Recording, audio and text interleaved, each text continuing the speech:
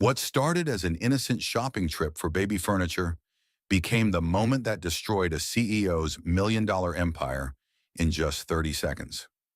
Rebecca Walsh was 8 months pregnant, browsing cribs at Precious Beginnings baby store, when she made one simple mistake that would change everything.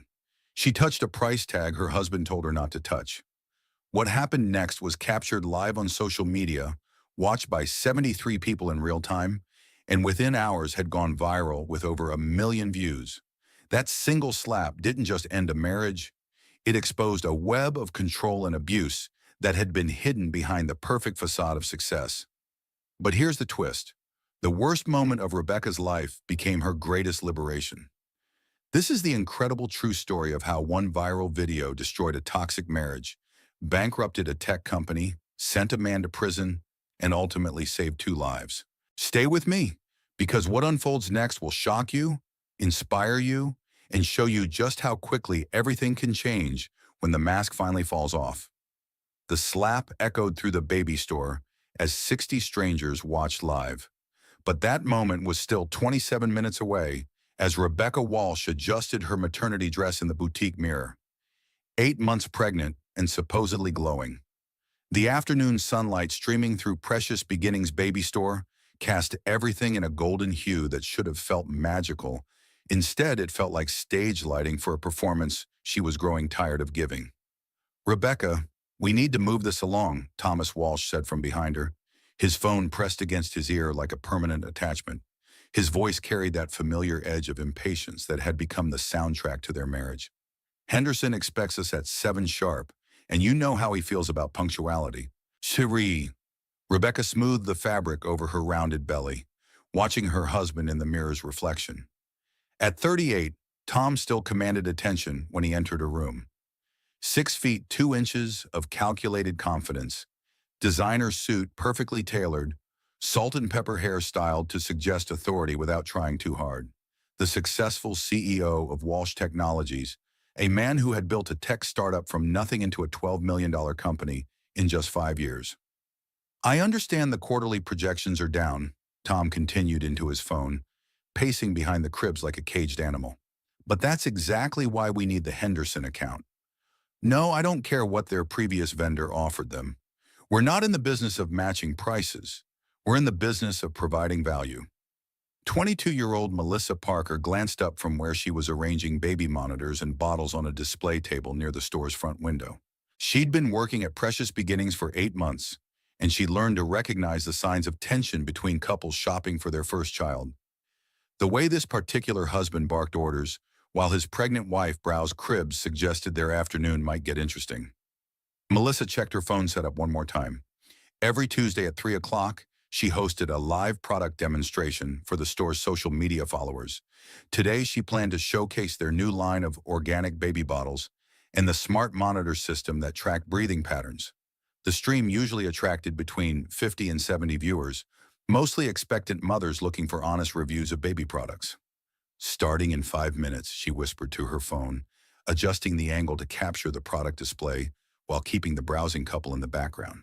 Melissa had discovered that viewers enjoyed the authentic shopping atmosphere, the glimpse into real families preparing for their new arrivals.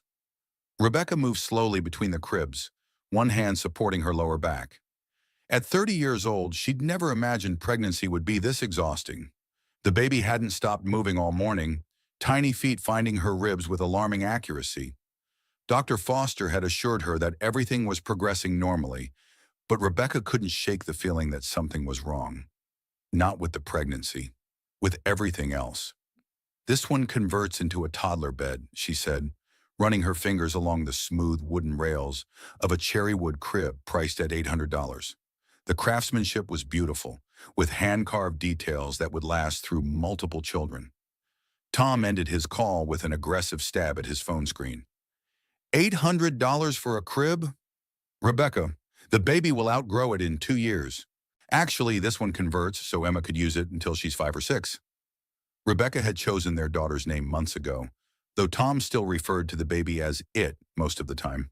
"Look at these storage drawers underneath, and the mattress height adjusts as she grows. 500 is my absolute maximum," Tom said, already moving toward the clearance section. We've got the medical bills, the nursery furniture, all those classes you insist on taking. I'm not running a charity here. Melissa had started her stream, cheerfully greeting viewers as they logged in. Good afternoon, everyone. Welcome back to Baby Basics Tuesday. I'm Melissa, and today we're diving into some exciting new products that just arrived this week. Comments began flowing in the chat. Viewers asking about bottle nipple sizes, requesting close-up shots of product features, sharing their own pregnancy experiences. Melissa loved the community aspect of these streams, the way expectant mothers supported each other across the digital divide. Rebecca watched her husband examine price tags with the same intensity he brought to quarterly reports. 3 years ago, his attention to detail had impressed her. Thomas Walsh was a man who left nothing to chance, who planned every aspect of his life with military precision. When he'd pursued her with expensive dinners and weekend trips to wine country, she'd felt chosen, special, worth his considerable effort. Now 8 months pregnant and watching him calculate the cost of their daughter's first bed down to the penny, Rebecca wondered when his precision had started feeling like control. The Henderson dinner is important, Tom said, returning to her side. This deal could mean expanding into the Pacific Northwest. I need you charming tonight, not complaining about your feet or needing to sit down every 5 minutes. Nah, I haven't been complaining, Rebecca said quietly. She'd learned that quiet responses often prevented escalation. I just thought we could take our time today. This is fun, shopping for Emma. Fun doesn't pay the mortgage. Tom's voice carried clearly across the store, causing several other customers to glance in their direction. We stick to the budget, $500 maximum for the crib, and we're out of here in 15 minutes. Melissa's stream now had 63 viewers, and she was demonstrating the breathing monitor system when she noticed the pregnant woman near the cribs looked upset. The husband was gesturing aggressively while speaking, and even from across the store, Melissa could see tension in the woman's posture. Can we at least look at the mattresses? Rebecca asked. Dr. Foster said a firm mattress is important for preventing SIDS. Fine. Look, don't touch everything with your hands. We're not buying half the store. Rebecca's cheeks flushed with embarrassment. She'd worked in marketing for 6 years before their marriage, managing client relationships and multi-million-dollar campaigns. She understood budgets and priorities. But somewhere in the past 3 years, Tom had begun treating her like a child who couldn't be trusted with decisions. The baby kicked hard against her ribs, as if sensing her stress. Rebecca pressed her hand to the spot, trying to calm both herself and her daughter. She wanted Emma to know peace, to grow up feeling loved and secure in ways Rebecca was beginning to realize she'd never experienced in her marriage. These organic cotton sheets are really popular, the sales associate offered, approaching with a helpful smile. They're hypoallergenic and they get softer with every wash. How much? Tom demanded. These are $68 for the set. $68 for sheets that will be covered in spit-up and diaper blowouts? Rebecca, be serious. The sales associate retreated, recognizing the dynamic. Rebecca felt heat rising in her cheeks again, the familiar shame of being publicly diminished by the man who was supposed to love her most. Melissa glanced up from her stream again, noting the way the pregnant woman's shoulders had hunched inward. In her 8 months at Precious Beginnings, she'd witnessed this scene too many times. Expectant fathers overwhelmed by impending financial responsibility, channeling their anxiety into anger directed at their partners. Usually, the couples worked through it quietly. The love for their coming child eventually overrode the stress about money. But something about this particular couple felt different. The husband's anger seemed less about money and more about power.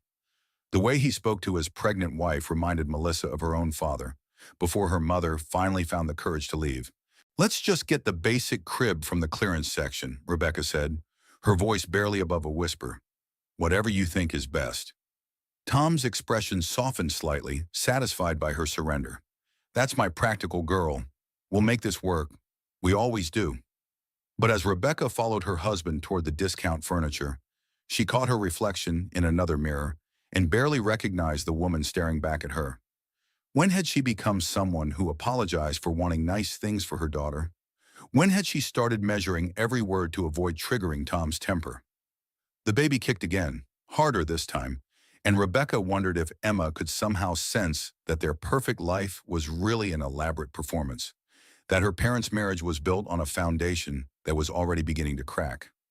Melissa continued her product demonstration, but kept one eye on the couple near the clearance cribs. Something in her gut told her this afternoon was about to take a turn that none of them were prepared for. She never imagined her perfect marriage was performance art.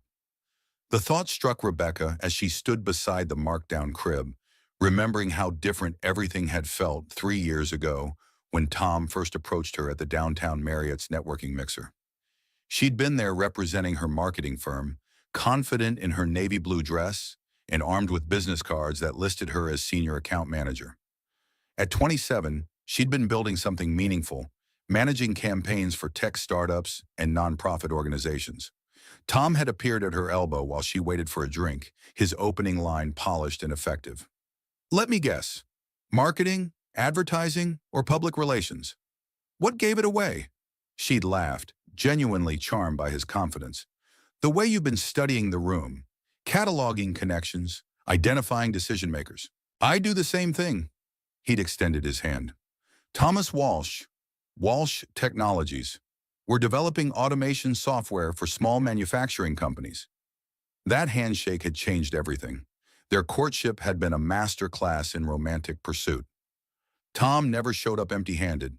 Flowers on Tuesdays, dinner reservations at restaurants she'd mentioned wanting to try, weekend trips to Napa Valley where he'd arranged private tastings in boutique hotel suites. He'd made her feel like the most important person in any room, hanging on her words, asking thoughtful questions about her work and dreams. "You're wasted at that firm," he'd told her over dinner at Le Bernardin during their 3rd month of dating. "Someone with your talent and insight should be making decisions, not just implementing other people's visions." Rebecca had been flattered by his assessment of her potential. Tom saw things in her that she hadn't recognized in herself. He painted pictures of their future together, describing a life where she wouldn't have to worry about client deadlines or office politics, where she could focus on the things that truly mattered. "I want to take care of you," he'd said 6 months into their relationship during a sunset walk through Golden Gate Park. "You've been working so hard for so long. Don't you want someone who can give you security, peace of mind?" The proposal had come a year later, during a surprise weekend trip to Big Sur. Tom had arranged everything perfectly, from the cliffside restaurant to the photographer hidden in the trees to capture her surprise tears. The ring was exactly what she would have chosen for herself, which should have impressed her more than it worried her. Looking back now, Rebecca realized she should have questioned how Tom knew her preferences so precisely, how he always seemed to anticipate her needs before she expressed them. At the time, his attention to detail had felt like love. Now 8 months pregnant and watching him examine discount cribs with cold calculation, she understood it had been research. "This one's adequate," Tom said, testing the stability of a $450 crib that looked sturdy but lacked the warmth of the cherrywood model she'd admired. "Basic but functional. Emma won't care about hand-carved details." Rebecca nodded, though something inside her rebelled against the word adequate when applied to their daughter's first bed. She wanted Emma to grow up surrounded by beauty, by objects chosen with love rather than mere functionality. Marriage had changed things gradually, so slowly that Rebecca hadn't noticed the shift until she was already trapped within it. Tom's desire to take care of her had evolved into a need to control her environment. He'd suggested she quit her job 6 months after their wedding, arguing that his company's growth required more of his attention. "I need a partner who can be flexible," he'd said, "someone who can handle the social obligations that come with my position. Client dinners, investor meetings, industry events. Your career is important, but our marriage has to come first." Rebecca had agreed, flattered by the idea that she was essential to Tom's success. She'd given notice at the marketing firm, promising herself it was temporary. Once Walsh Technologies stabilized, once they started a family, she'd figure out her next professional move. 3 years later, she was still figuring. Tom's control had expanded slowly, like water finding cracks in a foundation. First, he'd taken over their finances completely, arguing that managing money was his strength. Rebecca's name was on the accounts, but Tom handled all the transactions, monitoring their spending through detailed spreadsheets and monthly budget meetings that felt more like performance reviews. "I'm not criticizing," he'd say when Rebecca questioned a particular expense category. "I'm just trying to understand where our money goes. We're building a future together. That requires discipline. Social decisions followed the same pattern. Tom would suggest restaurants, choose vacation destinations, decide which couples to befriend based on networking potential. When Rebecca expressed preferences that conflicted with his plans, Tom would respond with hurt disappointment rather than anger. "I thought you trusted my judgment," he'd say. "I'm just trying to create the best life possible for us." The pregnancy had been unplanned, despite Tom's insistence on controlling that timeline too. Rebecca had missed a birth control pill during a stressful week when Tom's company nearly lost a major client, and by the time she realized what had happened, she was already 6 weeks along. Tom's reaction had been difficult to categorize. Not joy, exactly, but a kind of satisfied planning. He'd immediately begun researching pediatricians, calculating childcare costs, and developing spreadsheets to track pregnancy expenses. When Rebecca suggested they might want to wait and see how they felt before making so many decisions, Tom had looked at her like she'd suggested setting their money on fire. "Planning prevents problems," he'd said. "Our child deserves better than last-minute decisions and emotional responses." Now, standing in the baby store while Melissa continued her live stream to a growing audience, Rebecca wondered when she'd stopped having opinions that mattered. When had she become someone who deferred to her husband's judgment on everything from breakfast choices to baby furniture? "Ma'am, do you have any questions about the crib features?" the sales associate asked, approaching cautiously after Tom stepped away to take another phone call. Rebecca looked at the young woman's kind face and felt tears threatening. "Is it safe? The basic model?" "Oh yes, absolutely. All our cribs meet federal safety standards. This one's actually very popular with first-time parents. Sturdy construction, easy assembly. Your daughter will be perfectly safe." Your daughter, not the baby or your child. This stranger had listened when Rebecca mentioned Emma's name, had treated her like a mother rather than an inconvenience. "Thank you," Rebecca whispered, her voice catching slightly. Tom returned, sliding his phone into his jacket pocket with visible frustration. "Henderson's moving the dinner to 6:30. We need to leave here in 10 minutes if you want time to change clothes." "I could wear this dress to dinner," Rebecca offered. The maternity dress was elegant enough for a nice restaurant, and changing clothes would require 20 minutes she didn't particularly want to spend.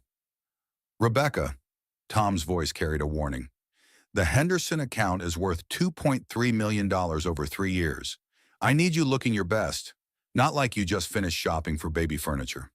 The criticism stung because it was delivered as fact rather than opinion. Tom wasn't being cruel, he was simply stating reality as he saw it. Rebecca's appearance was a tool to be optimized for maximum impact, not an expression of her personal taste or comfort. Melissa glanced up from her product demonstration again, noting the way the husband's voice had sharpened. Her viewer count had grown to 72, and comments were flowing steadily about the breathing monitor system she was showcasing.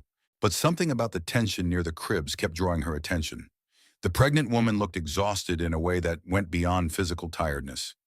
Melissa recognized the expression from her own mother's face during those final months, before she'd found the courage to leave Melissa's father. It was the look of someone who'd been diminished so gradually they'd forgotten what they used to be. "We'll take this crib," Tom announced to the sales associate, "and we'll need it delivered by Saturday." "Of course. Let me get the paperwork started." The associate headed toward the register, clearly relieved that the couple had reached a decision. Rebecca placed her hand on her belly, feeling Emma's movements beneath her palm. "I love you," she whispered, too quietly for Tom to hear. "I want you to know that whatever happens, you're already loved." The baby settled slightly, as if responding to her mother's voice. Rebecca closed her eyes for just a moment, trying to imagine a different life. One where she and Emma were choosing nursery furniture together, making decisions based on joy rather than budget constraints. Where her daughter would grow up watching a mother who spoke her mind and trusted her own instincts. When she opened her eyes, Tom was watching her with that familiar expression of impatient calculation. Their perfect marriage was indeed performance art, and Rebecca was growing tired of her role. But the show, she realized with growing dread, was about to take a dramatic turn that none of them were prepared for. Tom's mask slipped completely when she reached for the price tag. The afternoon light had shifted, casting longer shadows across Precious Beginnings Baby Store, as other customers moved quietly between displays of tiny clothes and educational toys. Rebecca felt the weight of impending confrontation settling around them like humidity before a storm. She'd been married to Tom long enough to recognize the signs, the tightness around his eyes, the way his jaw clenched when he thought no one was looking, the increasing sharpness in his voice as stress compounded throughout the day. Melissa's livestream had attracted 81 viewers, and she was fielding questions about the smart monitoring system when raised voices from the crib section began filtering through her audio. She glanced up to see the husband gesturing more aggressively while his pregnant wife stood with her arms wrapped protectively around her belly. "I don't understand why you're being so difficult about this," Tom was saying, his voice carrying clearly across the store. "We agreed on a budget, $500 maximum. This crib is $450. We're under budget and you're still not satisfied." Rebecca touched the rail of the basic crib, trying to imagine Emma sleeping peacefully inside its plain wooden frame. The construction was solid, the safety features adequate, just as the sales associate had assured her. But something about its stark functionality made her heart sink.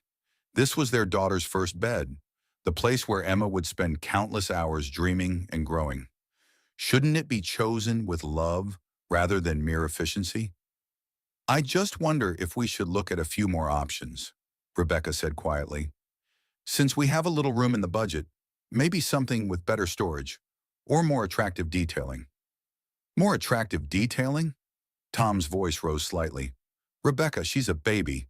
She won't care if the crib has hand-carved angels or racing stripes. She needs something safe and sturdy. That's it." Other customers began glancing in their direction, recognizing the uncomfortable dynamic playing out near the cribs. A young couple shopping for their first stroller moved discreetly to the other side of the store. An elderly woman examining receiving blankets frowned with disapproval at Tom's increasingly aggressive tone. Rebecca felt heat rising in her cheeks, the familiar flush of public embarrassment. Tom's criticism always felt sharper when delivered in front of strangers, as if he needed witnesses to validate his position as the reasonable partner, managing an unreasonable wife. "I'm not trying to be difficult," she said, keeping her voice low in hopes of de-escalating the situation. "I just thought since this is probably our only baby, we might want something special, something that could become an heirloom." "An heirloom?" Tom laughed, but there was no humor in the sound. "Rebecca, we're not the Kennedys. We don't need heirloom baby furniture. We need practical solutions that don't bankrupt us before Emma's even born." The baby kicked hard against Rebecca's ribs, as if responding to her father's raised voice. Rebecca pressed her hand to the spot, trying to calm both herself and her daughter. 8 months pregnant, she'd learned that Emma seemed to sense tension in the womb, becoming more active when Rebecca felt stressed or upset. Melissa kept her product demonstration running, but her attention was increasingly focused on the escalating argument near the cribs. Her viewers had begun commenting on the background drama, asking if everything was okay with the couple in the store. Melissa tried to redirect attention to the baby monitors, but the tension was becoming impossible to ignore. "Look, maybe we should just go home and think about it," Rebecca suggested. "We don't have to decide today. The baby's not due for another month." "We're here now," Tom snapped. "I've already rearranged my schedule to accommodate this shopping trip. Henderson's expecting us in 2 hours, and I still need to review the presentation materials. We're making a decision today."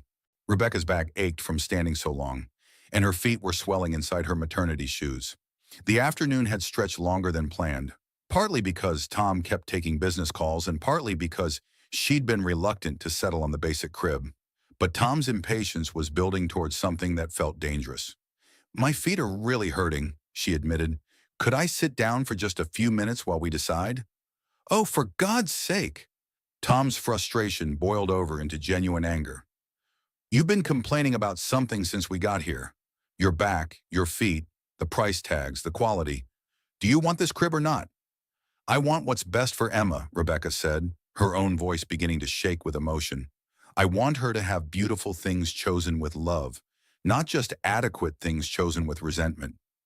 The accusation hung in the air between them.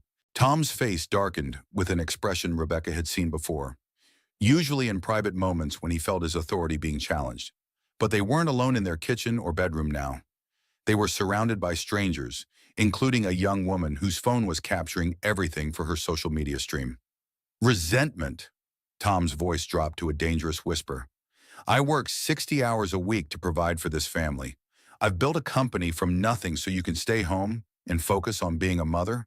And you accuse me of resentment because I won't spend $800 on a crib? Tom, please, people are staring. Let them stare. Maybe they need to understand what it's like to be married to someone who thinks money grows on trees. Rebecca moved toward the premium crib she'd admired earlier, drawn by some combination of defiance and desperation. The cherrywood gleamed under the store's lighting, the hand-carved details creating shadows that spoke of craftsmanship and care. She ran her fingers along the conversion rail that would allow the crib to grow with their daughter. Don't even think about it, Tom warned. But Rebecca was already reaching for the price tag, not because she planned to buy the expensive crib, but because she needed to touch something beautiful, something chosen with love rather than calculated practicality. Her pregnancy had been planned by spreadsheets rather than passion, her nursery designed by budgets rather than dreams. Just once, she wanted to reach for something that brought her joy. Rebecca, I'm warning you. She touched the price tag anyway. Tom's hand shot out, gripping her wrist with enough force to make her gasp. I said don't touch it. Tom, you're hurting me. Rebecca tried to pull away, but his grip tightened. You never listen. You push and push until I have to be the bad guy. His voice was low but intense, meant for her ears alone but carrying clearly in the quiet store. Why can't you just accept that I know what's best for our family? Rebecca pulled harder, desperate to free herself from his grip. The sudden movement sent her off balance, and she stumbled backward into the display of baby bottles that Melissa had been demonstrating during her live stream. Glass bottles crashed to the floor, the sound echoing through the store like breaking crystal. The entire shop fell silent. Melissa's phone captured everything: the pregnant woman stumbling, the husband's angry face, the moment when performance became reality, and everyone present understood they were witnessing something that had moved far beyond a simple disagreement about furniture. Rebecca stared at the broken bottles scattered around her feet, shame and terror warring in her chest. This was her fault. She'd pushed too hard, ignored Tom's warnings, created a scene that would embarrass him in front of strangers. The familiar pattern of self-blame kicked in immediately, even as she registered the shocked faces of other customers and the young employee whose product demonstration she'd just destroyed. Now look what you've done, Tom said, his voice carrying a tone of weary disappointment that was somehow worse than anger. Clean it up. 8 months pregnant, Rebecca slowly bent toward the broken glass, her movements careful and awkward. She could feel everyone watching, could sense the uncomfortable shifting of strangers who wanted to help but didn't know how to intervene in what appeared to be a private marital dispute. That's when everything changed forever. As Rebecca struggled to stand up from gathering the broken bottles, Tom reached down and yanked her upright with enough force to snap her head back. And then, in full view of 73 live stream viewers and a store full of horrified customers, Thomas Walsh slapped his 8 months pregnant wife across the face. The sound echoed through Precious Beginnings Baby Store like a gunshot. And somewhere in the digital universe, a video began to go viral that would destroy everything Tom had built, while setting Rebecca free from a marriage she was only beginning to understand had been a prison all along. In that moment, her marriage died and the whole world watched. The slap landed with a crack that seemed to suspend time itself. Rebecca's head snapped to the side, her hand flying instinctively to her stinging cheek as she processed what had just happened.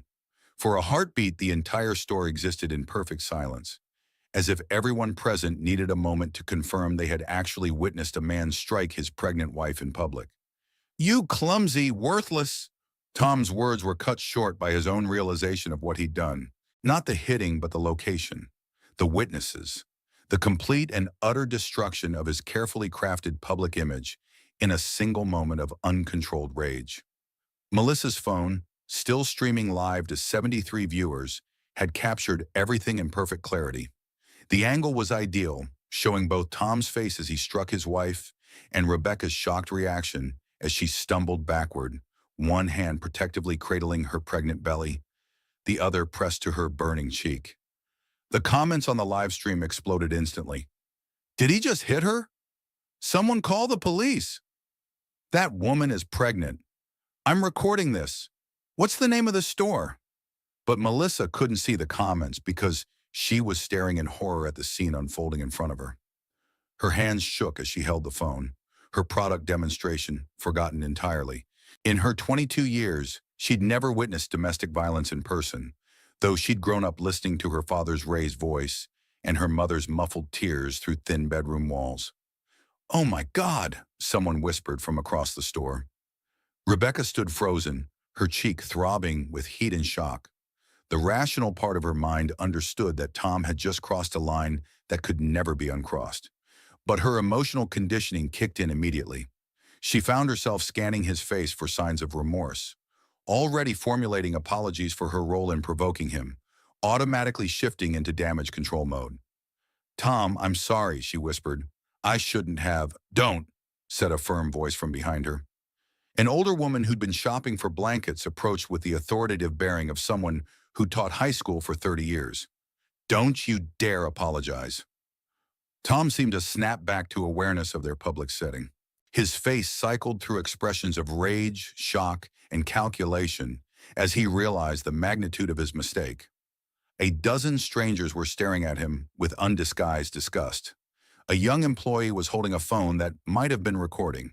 His reputation, his business, his carefully constructed life was unraveling in real time.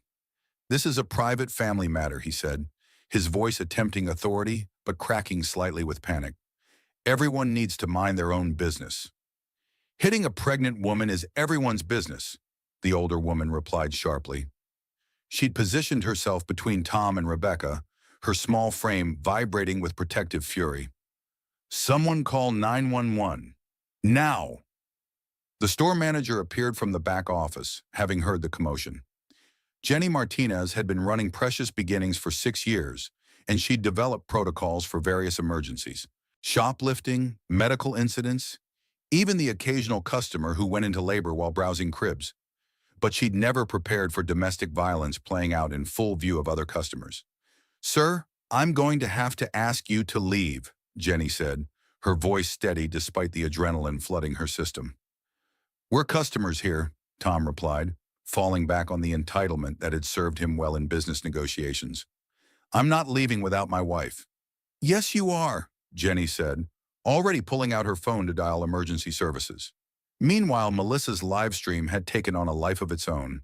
Viewers were sharing the stream link across social media platforms faster than she could process. The comment count was climbing exponentially as people tagged friends, shared screenshots, and began the digital detective work of identifying the couple and location. Within minutes of the incident, someone had identified Precious Beginnings Baby Store from the product displays visible in the background. Another viewer recognized the shopping center from Street View images. The store's address and phone number were being posted in real time as concerned strangers called to check on the pregnant woman's safety.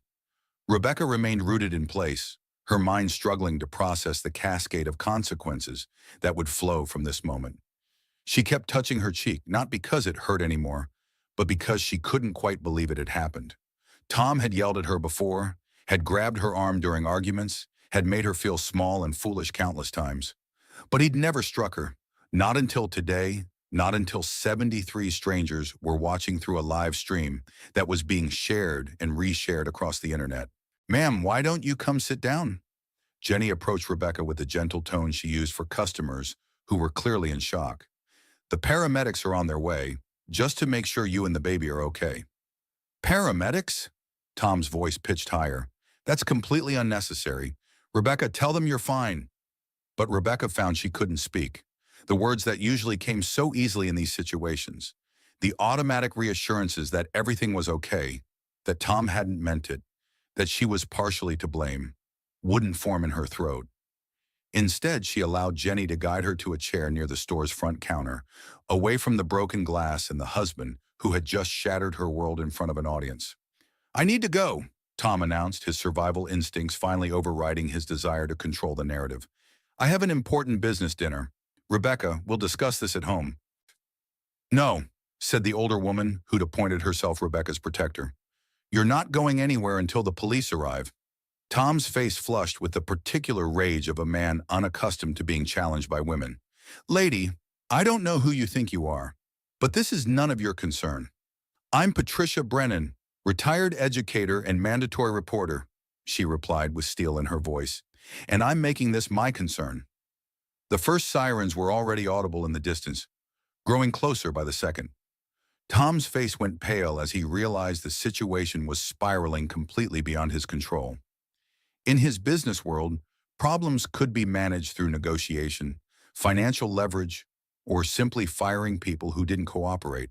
But he couldn't fire police officers or paramedics, couldn't negotiate his way out of assault charges when the evidence was spreading across the internet in real time.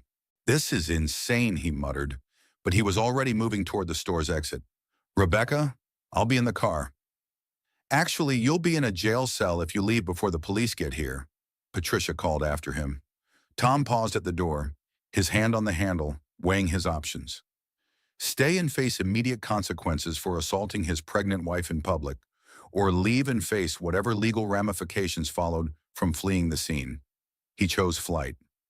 The door chimed cheerfully as Tom Walsh abandoned his wife in a baby store full of strangers, 8 months pregnant and reeling from the public destruction of her marriage.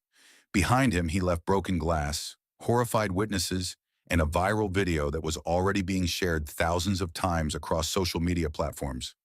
Rebecca sat in the chair Jenny had provided, one hand still pressed to her cheek, the other cradling her belly as Emma kicked frantically inside her womb. Around her, concerned strangers offered water, tissues, and gentle words of support. The store manager coordinated with emergency responders, while Melissa finally ended her live stream, though by then the damage was already done. The video of Thomas Walsh striking his pregnant wife had entered the digital stratosphere, and there was no bringing it back. His carefully constructed image as a successful CEO and devoted husband was about to crumble, taking his business and his marriage down with it. But for Rebecca, sitting in that chair surrounded by the kindness of strangers, something else was beginning. The fog of confusion and self-blame that had clouded her judgment for 3 years was finally starting to lift. And in its place, a terrible clarity was taking root. Her marriage was over. Her old life was over. And somehow, despite the pain and shock and public humiliation, Rebecca was beginning to understand that this might be the best thing that had ever happened to her. The video was already viral while she still felt the sting. Paramedic Sarah Chen had responded to domestic violence calls before, but never one that had been broadcast live to thousands of viewers. As she knelt beside Rebecca in the baby store, checking vital signs and asking gentle questions about pain levels, she could hear Jenny Martinez fielding nonstop phone calls from concerned strangers who'd seen the video online. "Blood pressure's elevated but not dangerous," Sarah reported to her partner. "Pulse is rapid, consistent with shock and stress. Ma'am, are you having any contractions? Any pain in your abdomen?" Rebecca shook her head, her voice barely above a whisper. "The baby's moving normally. She kicks when she's upset, and she's been kicking since it happened." "That's actually a good sign," Sarah assured her. "Babies respond to their mother's stress, but movement indicates she's not in distress. We're going to transport you to General Hospital just as a precaution. Is there someone you'd like us to call?" Before Rebecca could answer, Detective Sarah Morrison arrived at the store. At 42, Morrison had worked domestic violence cases for 8 years, and she'd learned to approach victims with a combination of professional authority and maternal warmth that helped them feel safe enough to tell the truth. "Mrs. Walsh, I'm Detective Morrison. I understand you've had a difficult afternoon. Can you tell me what happened here?" Rebecca glanced around the store, taking in the faces of strangers who'd witnessed her humiliation. Patricia Brennan still hovered nearby, her protective instincts clearly activated. Melissa sat behind the counter, her phone finally silent, looking shell-shocked by the afternoon's events. "I touched a price tag," Rebecca said simply. "Tom told me not to, but I touched it anyway. Then I knocked over some bottles by accident, and when I tried to clean them up, she touched her cheek again, still processing the unreality of what had happened." Detective Morrison had already watched the viral video 3 times on her drive to the store. The footage was clear and damning, showing Thomas Walsh's escalating anger, culminating in the moment he struck his pregnant wife. But she needed Rebecca's account for the official report. "Has your husband ever hit you before?" Morrison asked gently. The question hung in the air, while Rebecca considered her answer. Had Tom ever hit her before today? Not with his open palm across her face. No. But he'd grabbed her wrist during arguments, had squeezed her arms hard enough to leave bruises, had once shoved her into a wall during a fight about her spending habits. She'd never thought of those incidents as hitting exactly. They'd felt more like punctuation marks in their disagreements, emphasis for his points rather than actual violence. Not like this, she finally answered. But he gets angry sometimes. He has trouble controlling his temper when he's stressed. Patricia Brennan made a sound of disgust. Honey, stress doesn't make men hit their wives. Character does. Detective Morrison shot Patricia a grateful look. Victim advocacy from bystanders could be incredibly helpful in domestic violence cases, especially when the victim was still in the phase of making excuses for their abuser. Mrs. Walsh, I need you to understand something important, Morrison said. What happened here today constitutes assault and battery. The fact that you're pregnant actually elevates the charges to a felony in this state. This isn't a private marital dispute anymore. This is a criminal matter. Rebecca's phone, which had been buzzing periodically throughout the afternoon, suddenly exploded with notifications. Text messages, missed calls, social media alerts, and voicemails flooded her screen faster than she could process them. The video had reached her personal network. The first text that caught her attention was from her sister Rachel. Oh my God, Rebecca, call me right now. Then her mother. Saw the video online. Coming to get you. Don't go home with him. Her former colleague from the marketing firm. Girl, are you okay? This video is everywhere. Rebecca stared at her phone screen, watching the notifications multiply by the minute. Her private nightmare had become public entertainment, shared and commented on by thousands of strangers who now knew intimate details about the failure of her marriage. It's online, she whispered to Detective Morrison. The whole thing.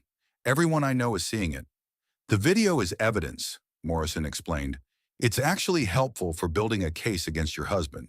But I understand this feels overwhelming right now. Meanwhile, 30 miles away in their upscale suburban home, Tom Walsh was experiencing his own version of hell. He'd driven home in a rage, muttering about Rebecca's public humiliation of him and planning the damage control conversation they'd have when she finally came home. But when he opened his laptop to review materials for the Henderson presentation, he discovered that his business email was flooded with messages. The first few were routine client communications, but then he found one from his business partner, James Mitchell, with the subject line, Urgent, call me now. Tom opened it to find a link to the viral video and a single line of text. What the hell have you done? That's when Tom realized the magnitude of his mistake. The video had been viewed over 50,000 times in the past 2 hours. Comments ranged from shocked disbelief to calls for boycotts of Walsh Technologies. Someone had already identified him by name and connected him to his company.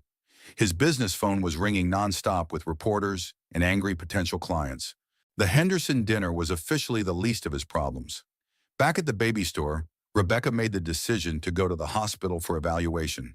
The paramedics helped her into the ambulance, while Detective Morrison promised to follow up with formal charges against Tom within 24 hours. Ma'am, Melissa approached as Rebecca was being loaded into the ambulance. I'm so sorry about what happened. I was doing my live stream, and I didn't realize. I never meant for this to become so public. Rebecca looked at the young woman whose accidental broadcast had changed everything. Melissa's face was etched with guilt and concern, clearly struggling with her role in turning a private moment into viral content. It's not your fault, Rebecca said softly. Maybe it needed to become public. Maybe I needed witnesses to finally see what was really happening. As the ambulance pulled away from Precious Beginnings Baby Store, Rebecca watched through the back window as reporters arrived on the scene. The afternoon sun was setting, casting long shadows across the parking lot where her old life had officially ended and her new one was about to begin. Her phone continued buzzing with messages of concern, offers of help, and expressions of outrage from friends and strangers alike. For the first time in 3 years, Rebecca felt like she wasn't facing her problems alone. The viral video that had destroyed her privacy had also connected her to a community of support she'd forgotten existed. Emma kicked strongly against her ribs, and Rebecca pressed her hand to the spot with something approaching hope. Her daughter would grow up knowing that her mother had found the courage to leave, that some lines should never be crossed, and that love should never require apologizing for who you are. The worst day of Rebecca's life was also the first day of her freedom. His company crumbled as fast as their wedding photos. By 9 o'clock that evening, the video of Thomas Walsh slapping his pregnant wife had been viewed 1.2 million times across multiple platforms. What had started as Melissa Parker's innocent product demonstration stream had metastasized into a viral phenomenon that was reshaping both the online conversation about domestic violence and the immediate future of Walsh Technologies. Tom sat in his home office watching his carefully built empire collapse in real time. His company's official Twitter account had gained 10,000 new followers in the past 6 hours, but they weren't there to celebrate his business acumen. The comments section of every Walsh Technologies post had become a battlefield of outrage, with users demanding justice for Rebecca and calling for boycotts of the company. Walsh Technologies, where hitting pregnant women is apparently part of the corporate culture. Imagine trusting your business automation to a man who can't automate his own anger management. Tom Walsh's wife should file for divorce and take half his narcissistic company. His business phone had been ringing constantly until he finally unplugged it entirely. James Mitchell, his business partner and supposed best friend, had called 17 times before sending a text that simply read, "Check the news. We're ruined." The local television stations had picked up the story by the 6 o'clock broadcast, leading with headlines like, "Tech CEO caught on camera assaulting pregnant wife," and "Viral video shows domestic violence at local baby store." The reporters had been thorough, digging up Walsh Technologies' client list, Tom's professional background, and even college photos from his LinkedIn profile. Rebecca's identity had been protected initially, described only as the victim, a 30-year-old pregnant woman. But Tom's name and business details were spreading across the internet like digital wildfire. Someone had already created a Wikipedia page for the incident, titled Walsh Technologies Domestic Violence Controversy, complete with embedded video and a timeline of events. At Riverside General Hospital, Rebecca was finally alone for the first time since the incident. The medical evaluation had confirmed what she already knew.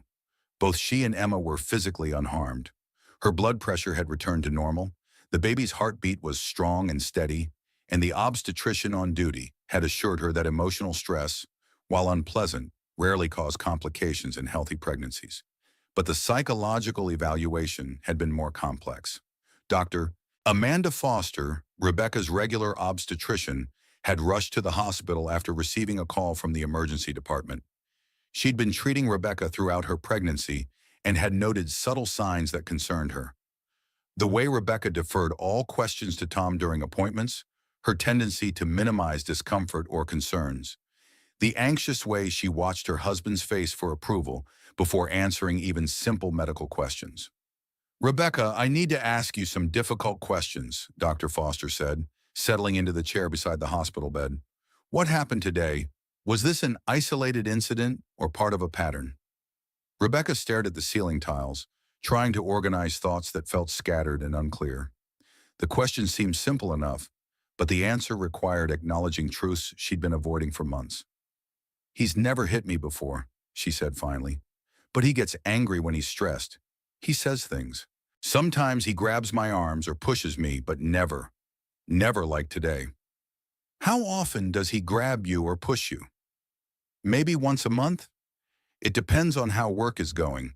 When he's worried about money or dealing with difficult clients, he takes it out on me. But I know how to avoid setting him off, usually." Dr. Foster nodded, recognizing the classic pattern of escalating abuse. "Rebecca, what you're describing is domestic violence. It doesn't start with slapping. It starts with control, with intimidation, with making you feel responsible for managing his emotions. But he works so hard to provide for us. The stress of running a company, supporting a family. I understand why he gets frustrated with me." "Stop," Dr. Foster said gently but firmly. "I need you to hear me. Your husband's work stress does not justify him putting his hands on you. Ever. You are not responsible for managing his emotional reactions to business pressures." "Sir?" Rebecca's phone, which had been charging on the bedside table, lit up with another flood of notifications. Her sister Rachel had been texting updates throughout the evening, and the most recent message made Rebecca's stomach drop. "Mom's driving down from Sacramento. Dad wanted to come too, but Mom made him stay home. She's bringing your old bedroom key in case you need somewhere to stay. The reality was settling in with increasing weight. This wasn't just about one terrible moment in a baby store anymore. The viral video had created consequences that would ripple through every aspect of her life. Her marriage was effectively over, Tom's business was likely destroyed, and she was about to become a single mother with no career and no independent income. Meanwhile, across town, Tom was discovering that viral infamy moved faster than crisis management. He'd tried calling his lawyer, his publicist, and several business associates, but no one was answering their phones. His carefully cultivated professional network was already distancing themselves from the scandal. The Henderson dinner had been canceled, obviously. Alan Henderson had left a voicemail that was professional but final. Tom, given the circumstances, we've decided to pursue other vendor relationships. Please don't contact our office again.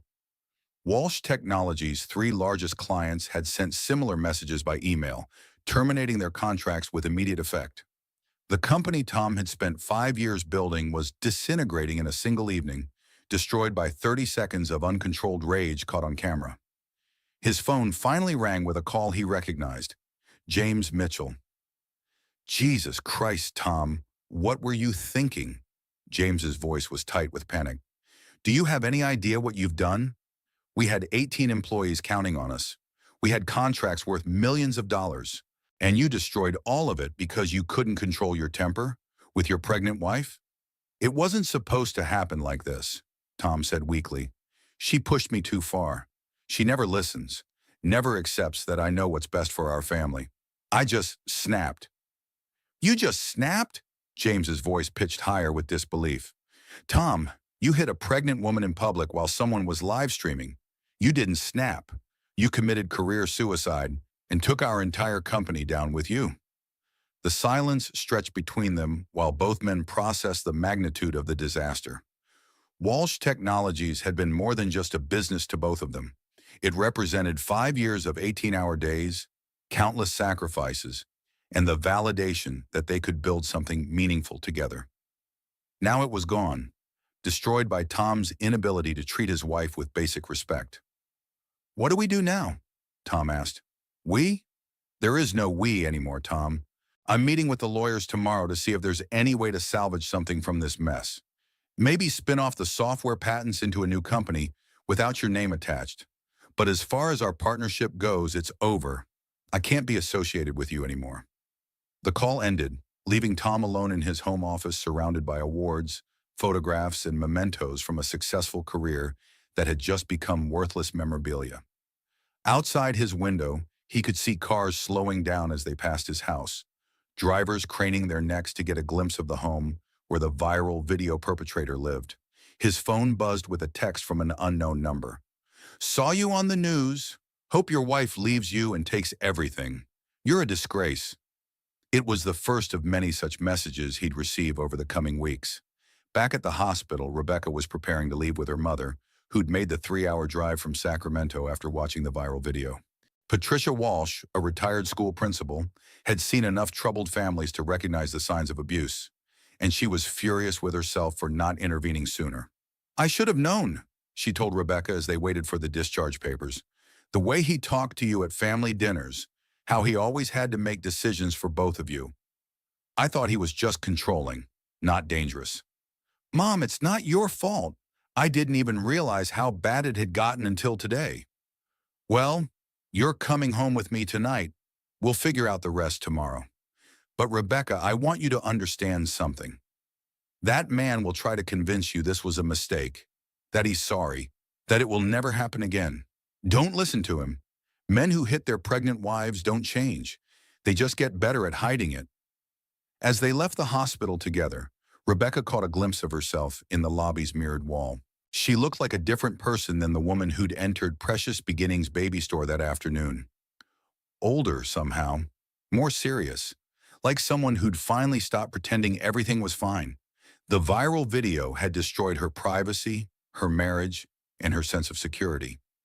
But it had also done something else. It had shown her exactly who her husband really was, and exactly who she needed to become to protect herself and her daughter. The digital firestorm was just beginning, But Rebecca was no longer afraid of the flames. She finally understood the difference between love and control. 3 days after the incident at Precious Beginnings Baby Store, Rebecca sat in her sister's downtown law office, watching Rachel review the viral video frame by frame on her laptop screen. Rachel Thompson had built her career as a family law attorney, representing women in high-conflict divorces, but she'd never had a case with quite so much digital evidence. "This is actually incredibly helpful," Rachel said, pausing the video at the moment Tom's hand made contact with Rebecca's face. "Most domestic violence cases come down to said-she-said testimony. We have 73 live witnesses and crystal-clear video footage of assault and battery." Rebecca winced at seeing the moment replayed again. The video had been viewed over 3 million times across all platforms, spawning countless reaction videos, news segments, and social media discussions about domestic violence. She'd become an unwilling symbol for something much larger than her personal situation. "The criminal charges are proceeding independently," Rachel continued. "Detective Morrison filed felony assault charges yesterday because you were pregnant at the time of the attack. Tom's looking at up to 3 years in prison if convicted." 3 years? Rebecca hadn't expected the legal consequences to be so severe. For one slap. Rebecca, listen to me carefully. This wasn't just one slap. This was a man attacking a pregnant woman in public after exhibiting escalating, controlling behavior. The prosecutor is taking this seriously because domestic violence often escalates during pregnancy. They want to send a message. Through the office windows, Rebecca could see protesters had gathered outside Walsh Technologies' downtown headquarters. The viral video had inspired activism from women's rights groups, domestic violence survivors, and concerned community members who wanted to ensure Tom faced meaningful consequences for his actions. Signs reading "Justice for Rebecca" and "Hold abusers accountable" filled the sidewalk across from the building, where Tom was presumably trying to salvage what remained of his business. Local news crews had been camped outside for 2 days, hoping to catch footage of him arriving or leaving work. "What about the company?" Rebecca asked. "Are we entitled to any of that in the divorce?" Rachel's expression grew more serious. "That's where things get complicated. Walsh Technologies is hemorrhaging money right now. 3 major clients have terminated their contracts, their stock price has plummeted, and the board of directors is in emergency sessions trying to decide whether to force Tom out entirely." She pulled up financial documents on her computer screen. "I've been analyzing the company's assets and debts. What we're looking at isn't a thriving business anymore. It's a liability. The question becomes whether you want to fight for half of something that might be worthless, or let him keep the sinking ship while we focus on securing alimony and child support." Rebecca stared at the financial projections, trying to process how completely their lives had changed in just 3 days. She'd spent 3 years as Tom's wife, supporting his business ambitions and believing they were building financial security together. Now she was looking at bankruptcy reports and asset liquidation scenarios. "I feel guilty," she admitted, "about the employees who are losing their jobs, about James losing his business partner, all those people affected because of what happened between Tom and me." "Stop right there," Rachel said firmly. "You are not responsible for the consequences of Tom's choices. He decided to hit his pregnant wife in public. Every single thing that's happened since then flows from his decision, not yours." Dr. Amanda Foster had said something similar during Rebecca's follow-up appointment the previous day. She'd been monitoring both Rebecca and the baby carefully, concerned about the stress of viral infamy on a pregnancy that was already in its final month. "Trauma can trigger early labor," Dr. Foster had explained. "I want you focusing on staying calm and healthy for Emma's sake. The legal battles and media attention can be handled by other people. Your job is taking care of yourself and your daughter." But staying calm was proving nearly impossible when Rebecca's phone rang constantly with interview requests from news programs, podcast hosts, and documentary filmmakers who wanted to tell her story. She'd received hundreds of supportive messages from strangers, but also cruel comments from people who blamed her for destroying Tom's career or accused her of overreacting to a simple domestic dispute. The most disturbing messages came from women who criticized her for not leaving sooner, for allowing herself to become a victim, for being weak enough to marry an abuser in the first place. Rebecca was learning that becoming a symbol meant accepting judgment from people who'd never lived her reality. "There's something else we need to discuss," Rachel said. pulling up another document. Tom's attorney called this morning. They want to arrange a meeting to discuss settlement terms. What kind of settlement? They're essentially offering you a divorce with generous alimony in exchange for not pursuing maximum damages in civil court. Tom wants to avoid a lengthy trial that would keep the viral video in the news cycle. He's hoping to minimize his public exposure and eventually rebuild his career. Rebecca considered the offer while Emma kicked actively in her womb. Her daughter seemed to respond to stress by becoming more active, as if she could sense her mother's emotional state and was trying to provide comfort through movement. What do you think I should do? Honestly, I think we should take him for everything he's worth, Rachel said with the fierce protectiveness of an older sister. The man hit you while you were carrying his child, destroyed your sense of safety, and humiliated you in front of the entire world. He should pay maximum consequences for that. But if his business is failing anyway, what's the point of fighting over assets that don't exist? It's about accountability, Rebecca. It's about making sure he understands that actions have consequences. And it's about establishing a pattern of documentation in case he ever tries to minimize what happened or gain custody of Emma. The mention of custody made Rebecca's blood run cold. In all the chaos of viral videos and criminal charges, she hadn't fully considered that Tom might want parental rights to their daughter. The thought of Emma spending weekends with a father who demonstrated violent tendencies filled her with protective terror. He can't get custody, can he? After what happened? Supervised visitation is possible, but full custody is extremely unlikely given the documented abuse. However, we need to be strategic about how we handle this. Every decision we make now affects Emma's future. Rebecca's phone buzzed with a text from her mother. Reporters are at the house again? I told them you're not doing interviews. How much longer before this dies down? The answer, Rebecca was learning, was that it might never fully die down. The viral video had become part of internet history, archived forever in the digital space where nothing truly disappears. Emma would grow up in a world where footage of her father striking her mother was always just a search engine query away. I want to accept the settlement, Rebecca said finally. I don't want to drag this out. I don't want Emma born into the middle of a legal battle that keeps us in the headlines. Rachel nodded, though Rebecca could see disappointment in her sister's eyes.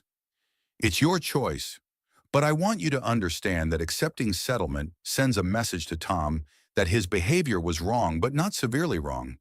He gets to rebuild his life while you deal with the lasting trauma. Maybe that's okay, Rebecca said. Maybe I don't need him to be punished. I just need him to be gone. As they finalized the preliminary settlement terms, Rebecca realized she was making the first major decision of her independent adult life in 3 years. Every choice during her marriage had been filtered through Tom's preferences and opinions. Now, for better or worse, she was choosing her own path forward. The viral video had shown the world the moment her marriage ended. But sitting in her sister's office, negotiating the terms of her divorce and planning for life as a single mother, Rebecca was finally beginning to understand the difference between love and control. Love would have respected her desire for a beautiful crib for their daughter. Love would have supported her during pregnancy rather than criticizing her. Love would never have resulted in a hand across her face in a public place. What she'd experienced with Tom wasn't love at all. It was control, manipulation, and emotional abuse that had escalated into physical violence. The viral video had simply made the truth impossible to deny. Emma kicked again, and Rebecca smiled for the first time in days. Her daughter would grow up knowing the difference between love and control because Rebecca was finally learning it herself. The worst thing that happened became her greatest freedom. 2 weeks after the incident at Precious Beginnings Baby Store, Thomas Walsh sat in his lawyer's office watching his entire world disintegrate through a series of legal documents and financial statements. The numbers on the pages told the story of a spectacular fall from grace that had accelerated beyond anyone's ability to control. Walsh Technologies had officially filed for bankruptcy protection. The viral video had destroyed client relationships so thoroughly that no amount of damage control could restore them. Even contracts signed months before the incident were being terminated as companies sought to distance themselves from the scandal. The board voted unanimously to remove you as CEO, his attorney Marcus Hoffman explained with the detached professionalism of someone delivering terminal diagnosis. James Mitchell is attempting to restructure the company under new management, but the debt-to-asset ratio makes survival unlikely. Tom stared at the bankruptcy filing, his name appearing dozens of times throughout the document as the principal responsible for the company's collapse. 5 years of building, planning, and sacrificing reduced to legal paperwork and liquidation schedules. What about my house, my savings accounts? Rebecca's attorney is pursuing aggressive asset division. Given the circumstances, the judge is likely to award her more than the standard 50% split. Your prenuptial agreement has a morality clause that becomes void in cases of documented domestic violence. The morality clause. Tom remembered insisting on it during their engagement, convinced he was protecting himself from potential gold digger behavior. He'd never imagined it would be turned against him for his own actions. His phone buzzed constantly with calls from reporters, creditors, and former business associates who'd been dragged into the scandal by association. His mother had called twice from Florida, sobbing apologies and asking how she'd failed to raise him better. His father's response had been typically blunt. "You made your bed, son. Now lie in it." The criminal case was proceeding toward trial, with Detective Morrison building a thorough prosecution based on the viral video evidence and testimony from witnesses at the baby store. Tom's legal team had advised pleading guilty to reduce charges, but his pride rebelled against publicly admitting wrongdoing. "If we go to trial, the video gets played in court," Hoffman warned. "It gets covered by news outlets again. The story stays alive in the media cycle. Is maintaining your innocence worth prolonging your public humiliation?" Meanwhile, across town, Rebecca was experiencing her own version of unraveling, but one that felt more like liberation than destruction. She'd moved back into her childhood bedroom at her mother's house, surrounded by high school yearbooks and college textbooks that reminded her of who she'd been before Tom had systematically erased her independence.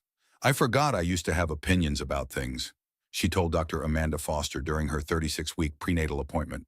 "About politics, books, career goals. Tom had opinions about everything, and I just adopted them as my own." "That's a common pattern in controlling relationships," Dr. Foster said while monitoring Emma's heartbeat. "The victim gradually loses their sense of self as they adapt to their partner's preferences. Recovery means rediscovering who you were before the abuse began." Rebecca's phone showed missed calls from producers of 3 different talk shows, a documentary filmmaker, and someone claiming to represent a major publisher interested in her story. The viral video had created opportunities she'd never expected, though she wasn't sure she wanted the platform that came with being famous for being victimized. "I keep thinking about the other women," she said, "the ones who've reached out to share their stories. Some of them have been dealing with abuse for decades, but they never had a viral video to force the truth into the open." Dr. Foster nodded. "Your situation has started important conversations, but remember, you don't have to become a spokesperson unless you choose to.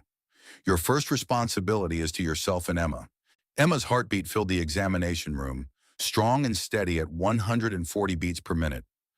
Rebecca placed her hands on her belly, feeling her daughter's active movements in response to the Doppler's pressure. "She's going to be okay, isn't she? Growing up without her father around?"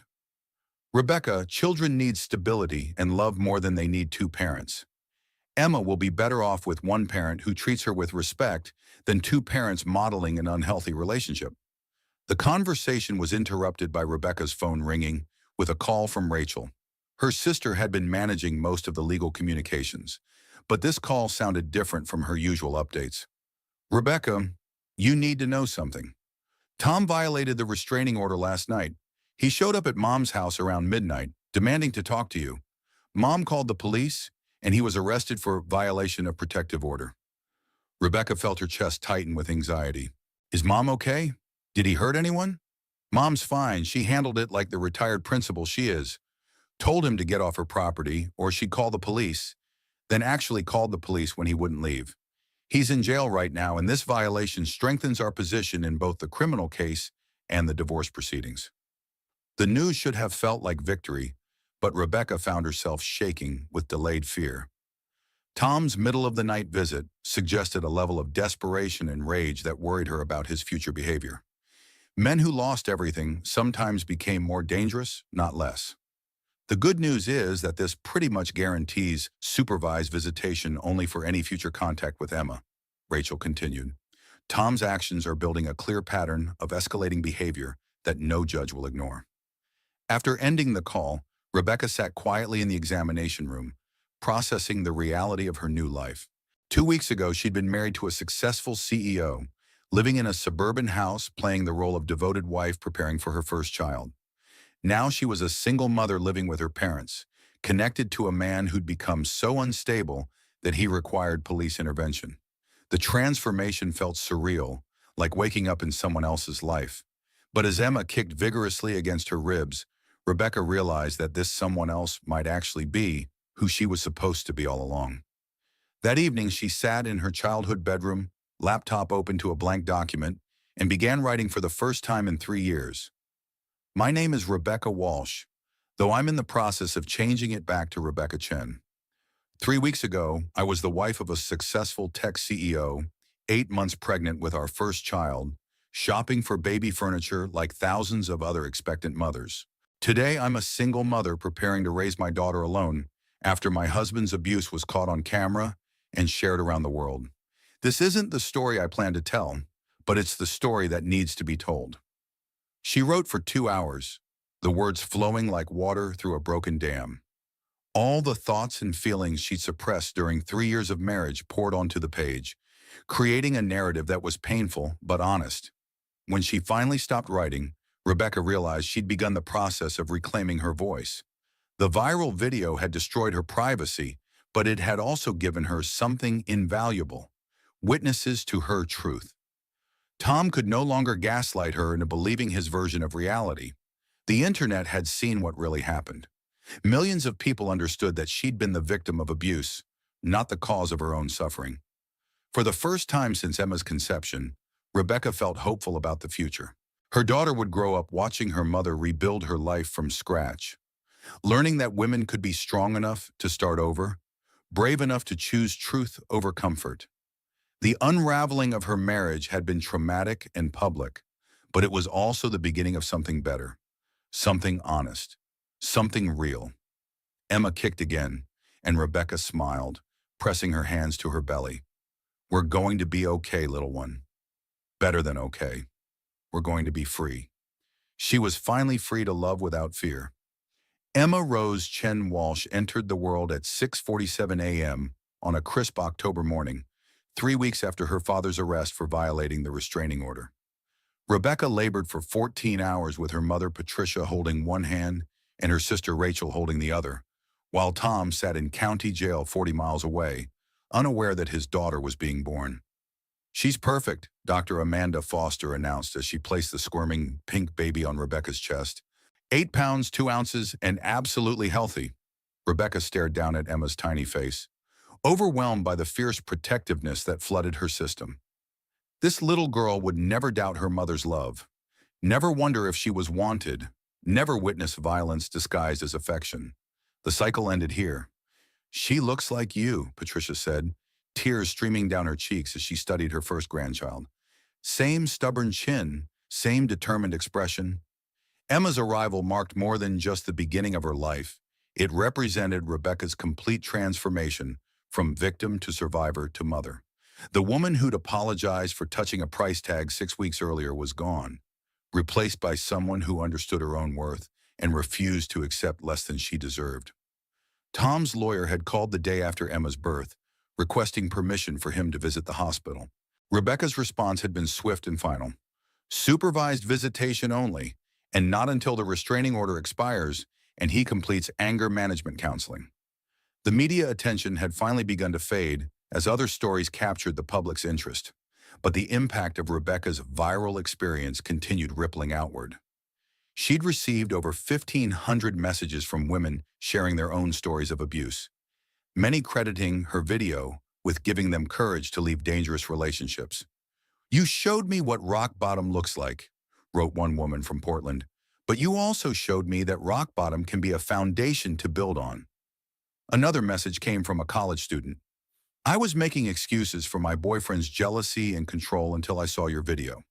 I realized I was heading toward my own baby store moment if I didn't get out."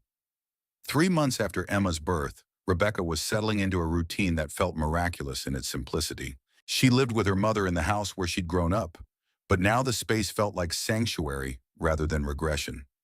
Emma's nursery had been created in Rebecca's old bedroom, filled with hand-me-down furniture from church members and neighbors who'd followed her story. The financial settlement from her divorce had provided enough money to avoid immediate employment pressure, giving Rebecca time to bond with Emma and consider her next steps.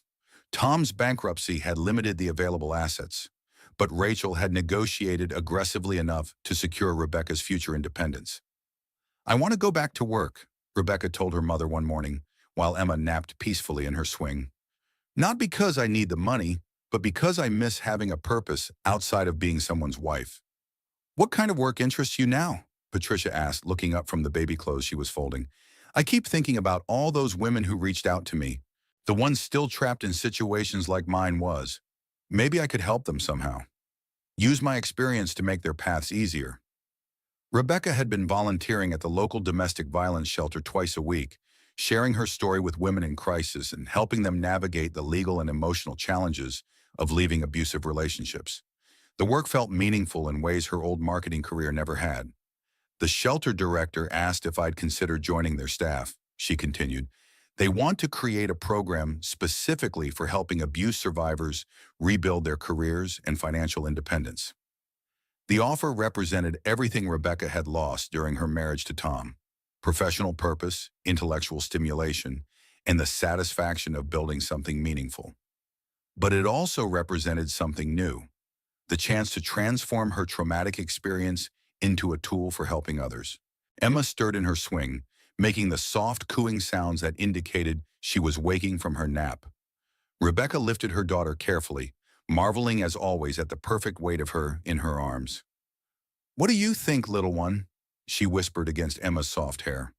"Should Mama go back to work helping other mamas who need to be brave?" Emma responded by grabbing a handful of Rebecca's hair and gurgling happily, which Rebecca chose to interpret as enthusiastic approval. The decision to join the shelter's staff felt like the final piece of Rebecca's reconstruction.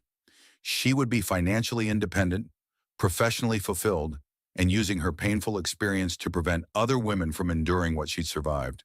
Tom remained largely absent from their lives, his supervised visitation rights unused, while he focused on rebuilding his career in another city.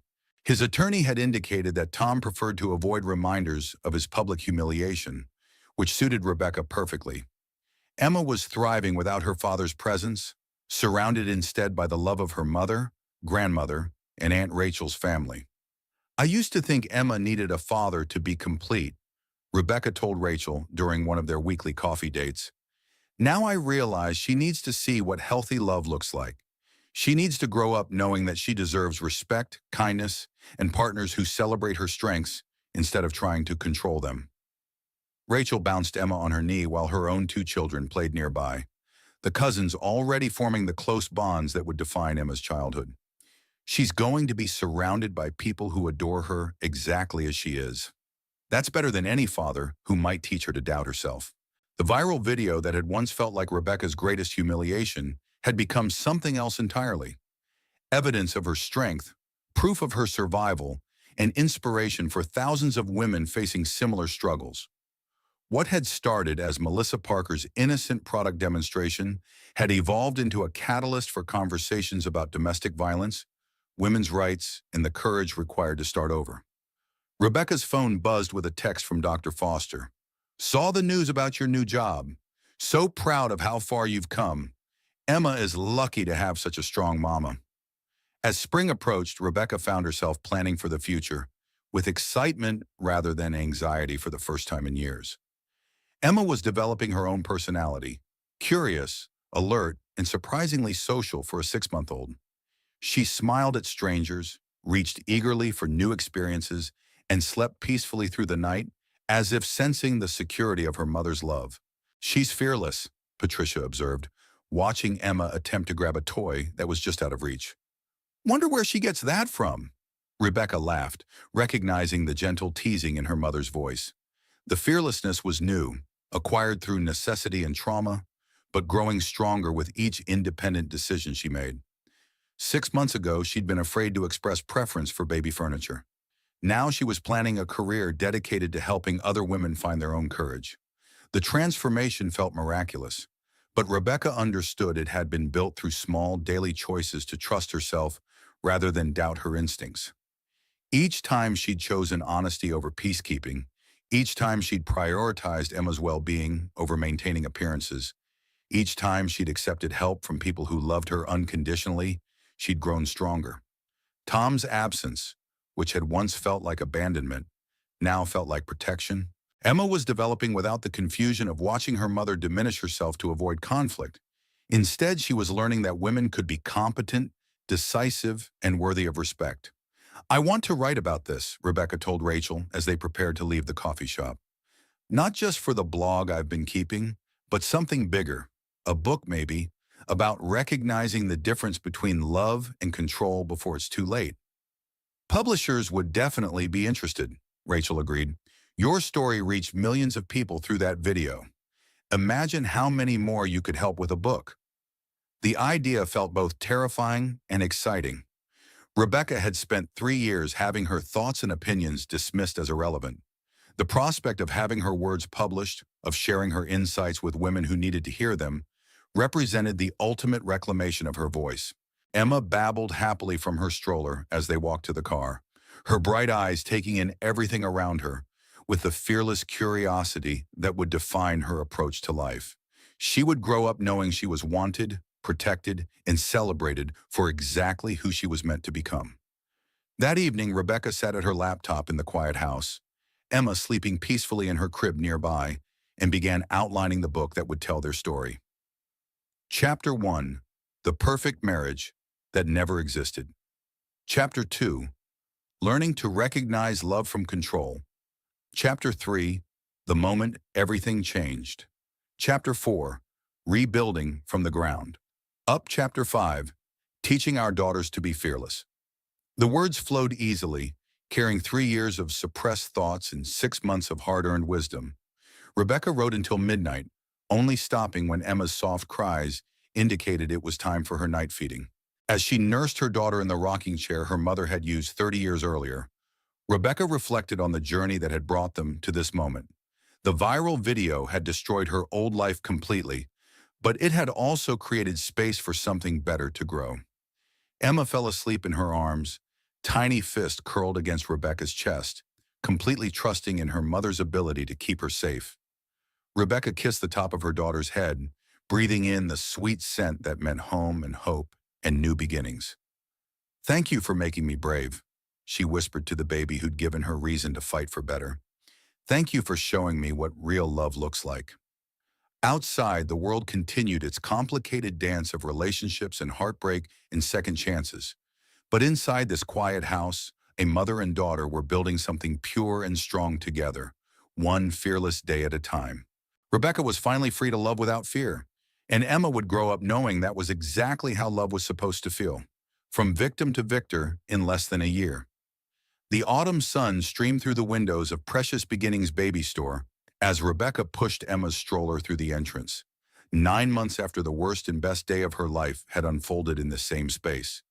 Emma, now 10 months old, sat upright in her stroller, babbling happily and reaching for the colorful mobile displays that caught her eye. Melissa Parker looked up from behind the register where she was processing an online order, and her face broke into a genuine smile of recognition and relief. At 23 now, she'd been promoted to assistant manager, but she'd never forgotten the afternoon when her innocent product demonstration had accidentally captured one of the most viral domestic violence incidents of the year. "Rebecca! Oh my goodness, and this must be Emma." Melissa came around the counter, her expression mixing joy with residual guilt. "I've followed your blog, and I saw the news about your book deal. I'm so happy to see you both doing well." "We're thriving," Rebecca said, lifting Emma from the stroller so Melissa could meet her properly. "Emma, this is Miss Melissa. She's partly responsible for saving our lives." Emma studied Melissa with the serious expression she reserved for new people, then broke into the delighted grin that had been charming strangers since she learned to smile at 8 weeks old. She reached out to touch Melissa's face with the gentle curiosity that characterized her approach to the world. "She's beautiful," Melissa said, tears threatening at the corners of her eyes.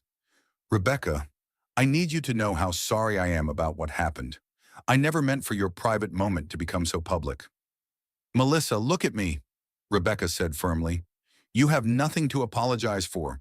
That video saved my life and Emma's life. Without witnesses to what really happened, I might have spent years making excuses for Tom's behavior, convincing myself that his abuse was normal." The store had changed since Rebecca's last visit. A small plaque near the entrance now read, "Safe Space Certified," with information about domestic violence resources. Jenny Martinez, the store manager, had implemented staff training to recognize signs of abusive relationships and had partnered with local shelters to provide discreet support for customers in crisis. "We've helped 6 women connect with domestic violence services since last year," Jenny explained, joining their conversation. "Your situation opened our eyes to how often abuse happens in plain sight, even in places like baby stores, where families should feel safe and happy." Rebecca felt a surge of pride that her traumatic experience had created positive change for other women. The ripple effects of that terrible afternoon continued expanding in ways she'd never anticipated, touching lives far beyond her own story. "Actually, that's partly why I'm here today," Rebecca said. "I wanted to thank you both, and I wanted to do something I should have done 10 months ago." She walked toward the crib section, Emma balanced on her hip, until she reached the cherrywood convertible crib that had started everything. The same beautiful piece of furniture with hand-carved details and conversion capabilities that Tom had forbidden her to consider. "I'd like to buy this crib," she announced, "for Emma's new room." Melissa's eyes widened with understanding and delight. "The one from that day?" "The one from that day.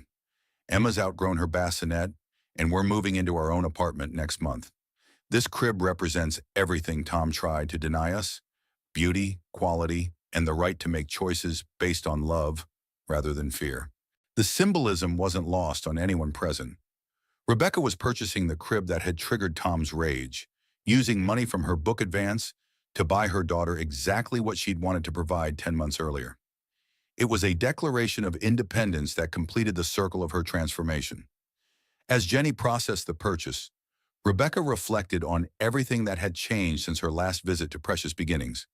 The viral video had been viewed over 8 million times, spawning countless discussions about domestic violence, women's rights, and the courage required to leave abusive relationships.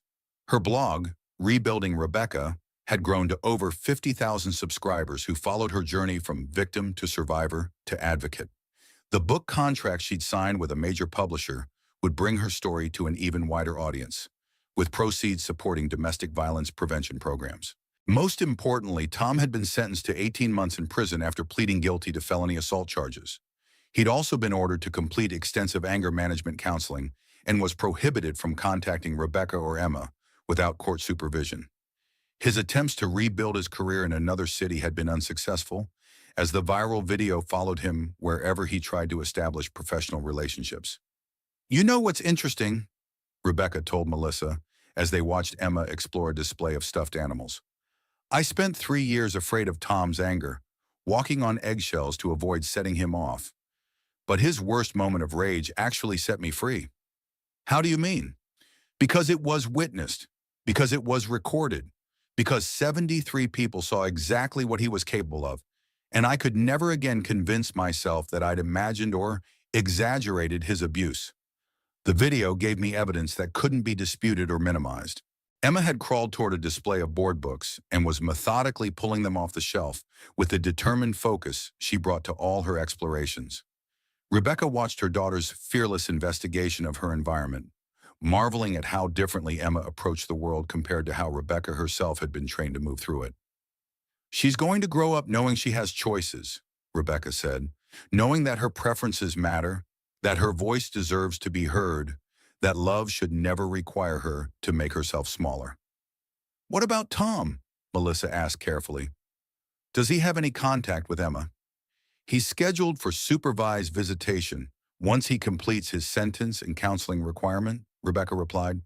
"But honestly, he's shown no interest in being part of her life. I think seeing Emma reminds him of his failure, of the public humiliation that destroyed everything he'd built.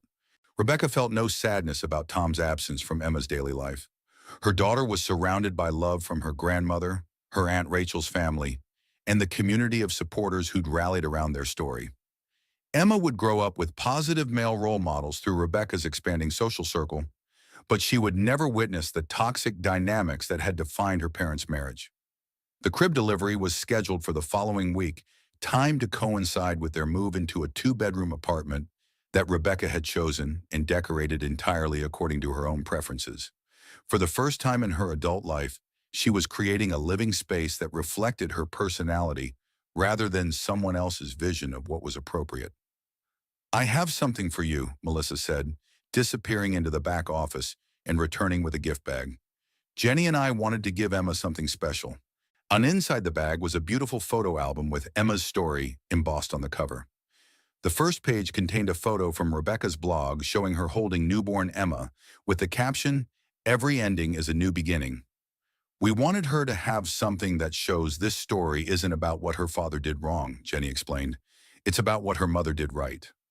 Rebecca felt tears of gratitude as she flipped through pages that chronicled Emma's first year, alongside milestones of Rebecca's recovery and advocacy work. Photos of Emma's first smile were paired with images from Rebecca's speaking engagements at women's shelters. Pictures of Emma learning to crawl appeared next to screenshots of supportive messages from blog readers around the world. "This is perfect," Rebecca said, her voice catching with emotion. "Emma will grow up understanding that she was born into a story of survival and strength, not just trauma and loss." And as they prepared to leave, Emma fussed briefly in her stroller until Rebecca handed her one of the board books she'd been exploring. Emma immediately began chewing on the corner while studying the colorful pictures, content now that she had something engaging to occupy her attention. "One more thing," Rebecca said to Melissa and Jenny. "I'm starting a nonprofit organization called Second Chances. We're going to provide career counseling, legal support, and financial literacy training for women leaving abusive relationships. I'd love for Precious Beginnings to be one of our community partners." The proposal represented Rebecca's evolution from survivor to leader, using her platform and resources to create systemic change rather than just sharing her personal story. The viral video had given her a voice. Now she was using that voice to amplify others who were still finding their courage. "We'd be honored," Jenny replied immediately. "What you've built from such a terrible experience is truly inspiring." As Rebecca pushed Emma's stroller out of Precious Beginnings baby store, she paused to look back at the space where her old life had ended and her new life had begun. The afternoon sunlight caught the same angles it had 10 months earlier, but everything else had changed completely. She was no longer the anxious, apologetic woman who deferred to her husband's judgment about everything from furniture to food preferences. She was no longer someone who measured her worth by another person's approval or walked on eggshells to avoid triggering someone else's anger. Emma babbled happily from her stroller, pointing at birds in the parking lot with the fearless curiosity that would define her approach to life. She would grow up watching her mother make decisions with confidence, speak her mind without apology, and choose love that empowered rather than diminished. The viral video that had once felt like Rebecca's greatest humiliation had become her greatest gift. It had provided irrefutable evidence of abuse that could never be minimized or denied. It had connected her with a community of supporters who'd helped her rebuild her life. Most importantly, it had shown Emma that her mother was strong enough to choose better, brave enough to start over, and wise enough to transform trauma into purpose. Rebecca drove home to the house where she and Emma were preparing for their next adventure, grateful for every painful step that had brought them to this moment of freedom. The worst thing that had ever happened to her had indeed become the best thing that had ever happened to her daughter.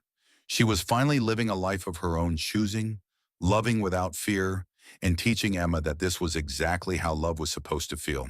From victim to victor in less than a year, Rebecca had discovered that sometimes you have to lose everything to find out who you really are. And who she really was, it turned out, was exactly who Emma needed her to be: fearless, strong, and free. Rebecca's journey from victim to victor proves that sometimes our worst moments become our greatest turning points. If this story moved you, touched your heart, or opened your eyes to the reality of domestic abuse, Please hit that like button to help us reach more people who need to hear this message. Share your thoughts in the comments. I read every single one. And if you want more incredible true stories of survival and transformation, make sure to subscribe and ring that notification bell. Your support helps us tell the stories that matter most. Thank you for listening, and I'll see you in the next one.